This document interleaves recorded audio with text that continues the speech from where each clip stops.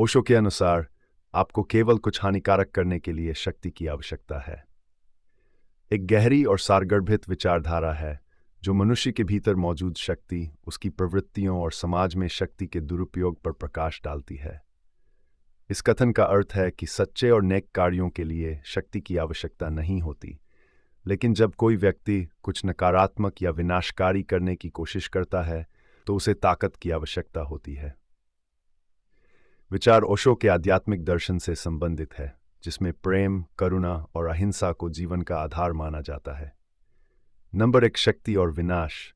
ओशो के अनुसार जब व्यक्ति किसी हानिकारक या विनाशकारी कार्य को अंजाम देने का प्रयास करता है तो उसे अपने भीतर की आंतरिक शक्ति का गलत इस्तेमाल करना पड़ता है। नकारात्मकता या हिंसा के लिए व्यक्ति को बाहरी और आंतरिक शक्ति की जरूरत होती है ताकि वह उस कार्य को अंजाम दे सके। इसके विपरीत प्रेम, करुणा और दया जैसे गुणों के लिए किसी बाहरी शक्ति की आवश्यकता नहीं होती। वे स्वतः ही उत्पन्न होते हैं क्योंकि ये हमारे भीतर पहले से ही मौजूद होते हैं। शक्ति का उपयोग अधिकतर समाज में दूसरों को दबाने, नियंत्रण करने या नुकसान पहुंचाने के लिए होता है। राजनीति, धन, पद और सत्ता का उपयोग अक्सर नकारात्मक उद्देश्यों के लिए किया जाता है और इस प्रक्रिया में व्यक्ति को शक्ति का दुरुपयोग करना पड़ता है। ओशो का मानना था कि जब व्यक्ति विनाश की ओर जाता है तो वह अपनी ताकत को हानिकारक दिशा में मोड़ता है और इसके लिए उसे जबरदस्त शक्ति की आवश्यकता होती है। नंबर 2, प्रेम और करुणा के लिए शक्ति की आवश्यकता नहीं। ओशो ने कहा कि सच्चे प्रेम और करुणा के लिए कोई शक्ति की आवश्यकता नहीं होती। प्रेम स्वाभाविक रूप से हमारे भीतर होता है। यह एक सहज भाव है। इसे व्यक्त करने के लिए हमें किसी शक्ति की जरूरत नहीं होती। जब आप किसी से प्रेम करते हैं या किसी पर करुणा दिखाते हैं तो यह एक स्वाभाविक और बिना शर्त की प्रक्रिया होती है। इसमें किसी प्रकार की मानसिक या शारीरिक शक्ति का उपयोग नहीं होता। प्रेम और करुणा के साथ हम अन्य लोगों के साथ गहरे और सकारात्मक संबंध बना सकते हैं। ओशो का मानना था कि प्रेम का आधार स्वतंत्रता होती है और जब आप किसी से प्रेम करते हैं तो आप उस व्यक्ति को पूरी तरह से स्वतंत्र छोड़ देते हैं। इसके लिए आपको किसी भी प्रकार की शक्ति का उपयोग करने की आवश्यकता नहीं होती। इसके विपरीत जब आप किसी को नियंत्रित करने या उसकी स्वतंत्रता छीनने की कोशिश करते हैं तो आपको शक्ति की आवश्यकता होती है। नंबर 3, शक्ति का दुरुपयोग। ओशो ने अपने प्रवचनों में बार बार इस बात पर जोर दिया कि शक्ति का दुरुपयोग समाज में सबसे बड़े संकटों में से एक है। चाहे वह व्यक्तिगत स्तर पर हो या सामाजिक और राजनीतिक स्तर पर, शक्ति का दुरुपयोग हमेशा नकारात्मक परिणामों की ओर ले जाता है। जब व्यक्ति किसी और पर हावी होने या उसे नियंत्रित करने की कोशिश करता है तो वह अपनी शक्ति का गलत तरीके से उपयोग करता है।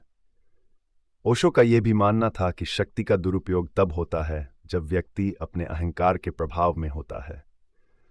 अहंकार शक्ति का भूखा होता है और जब व्यक्ति अहंकार के कारण शक्ति का उपयोग करता है तो वह दूसरों को नुकसान पहुंचाने के लिए प्रेरित होता है। इस प्रक्रिया में वह अपनी आत्मिक शक्ति को खो देता है और अपने जीवन को विनाश की ओर ले जाता है।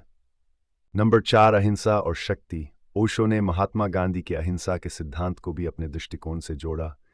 उनके अनुसार अहिंसा के लिए किसी प्रकार की शक्ति की आवश्यकता नहीं होती। वास्तव में अहिंसा तब होती है जब व्यक्ति अपने भीतर की शक्ति को नियंत्रित कर लेता है। इसके लिए बाहरी शक्ति की आवश्यकता नहीं होती, बल्कि आंतरिक जागरूकता और समझ की आवश्यकता होती है। जब व्यक्ति अपने भीतर प्रेम, करुणा और अहिंसा का विकास करता है तो उसे किसी प्रकार की शारीरिक या मानसिक शक्ति की आवश्यकता नहीं होती। इसके विपरीत जब वह हिंसा या नकारात्मकता का रास्ता अपनाता है तो उसे शक्ति की आवश्यकता होती है। अहिंसा के लिए साहस और सहनशीलता चाहिए, लेकिन इसके लिए शक्ति की आवश्यकता नहीं होती। यह आंतरिक जागरूकता का परिणाम होता है, न कि बाहरी ताकत का। नंबर 5, स्वाभाविक जीवन जीना। ओशो के अनुसार यदि व्यक्ति एक स्वाभाविक जीवन जीता है तो उसे किसी भी प्रकार की शक्ति की आवश्यकता नहीं होती। वह अपनी प्राकृतिक प्रवृत्तियों और संवेदनाओं के साथ संतुलित रहता है। स्वाभाविक जीवन जीने के लिए व्यक्ति को बाहरी शक्ति, पैसा, पद या सत्ता की जरूरत नहीं होती। वह अपने भीतर की शांति और संतुलन के साथ जीवन जी सकता है। ओशो का मानना था कि जब व्यक्ति अपने प्राकृतिक स्वरूप को पहचान लेता है और उसे जीने लगता है तो वह सच्चे अर्थों में स्वतंत्र हो जाता है। उसे किसी प्रकार की बाहरी शक्ति की आवश्यकता नहीं होती, क्योंकि उसका जीवन स्वाभाविक और सहज हो जाता है। इसके विपरीत, जब व्यक्ति अपने स्वाभाविक जीवन से हटकर किसी प्रकार की हानिकारक गतिविधियों में शामिल होता है, तो उसे बाहरी शक्ति की आवश्यकता पड़ती है। नंबर 6, शक्ति और अहंकार। ओशो का मानना था कि शक्ति और अहंकार का गहरा संबंध होता है।